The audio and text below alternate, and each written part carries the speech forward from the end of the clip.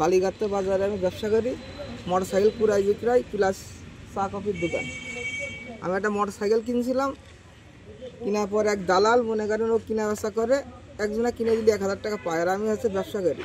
তাই গাড়িটা কিনছি, গাড়িওয়ালা চালে 1 লাখ টাকা, আমি 92-93 এরকম বলে রয়েছি। আর ও এসে বলছেন 3000 টাকা বেশি রেটে অন্য জায়গায় বেচে দেবো। তা আমি বলছি আমি 95,000 টাকায় নেবো। 95,000 টাকা গুনে দিয়েছি, মানুষের মধ্যে গুনে দিয়েছি। ও জোর করে আমার কাছে গাড়ি ছিনিয়ে নিয়ে চলে যাচ্ছে। গাড়িওয়ালা যাচ্ছে না, বলছে বিক্রি হবেন কি হবেন না ঠিক নেই, আমি এই ভাইয়ের কাছেই দিই। এবার আমাকে মারতে যাচ্ছে, বুঝলেন, রুগে রেখে মারতে যাচ্ছে। কারণ মানে এটা রাগারাগি মতন হয়েছে, দেখ বাজারের লোকজন মীমাংসা করে দিলে দিয়ে ওটা বলছে তো দেখছি। আমার মনে করেন আমি দেখছি সিম্পল বিষয়, কোনো ঝামেলা ঝঞ্ঝাট নেই। আমি দোকানদারি করছি, 5টা মোটরসাইকেল আসলে 15 জন মতন এসে মনে করেন এখান থেকে ইট তুলে আর বাটাম এনেছে। ছুরি তো দেখলেন, ছুরিটা থুয়ে গিয়েছে, ওরা মাছ দিয়েছে, মানে কায়দায় রাখবো। আমার রক্ত ভিজে সব আছে। শুনলাম যে ও এক মোটরসাইকেল 95,000 টাকা কেনা বেচা করছিল।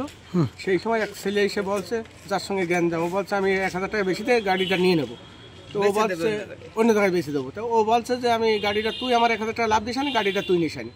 তো এই পর্যায়ে বলছে তোর লাভ দিতে হবে কেন, আমি নিয়ে যাবো গাড়ি। এই দু কথা বলছে তুই কীভাবে নিবি। এভাবে ওরা ধাক্কাধুক্কি করেছে, মারামারি হয়েছে কিনা জানি না। এইবারে গ্রামের সভাপতি, বাজারের কমিটি ছেলেপিলে সব খেয়ে মীমাংসা করে দিয়ে হাতে হাত দিয়ে নাকি মিল করে দিয়েছে। দেওয়ার পরে ওরা হচ্ছে চলে গেছে দুইজন দুই মুখ।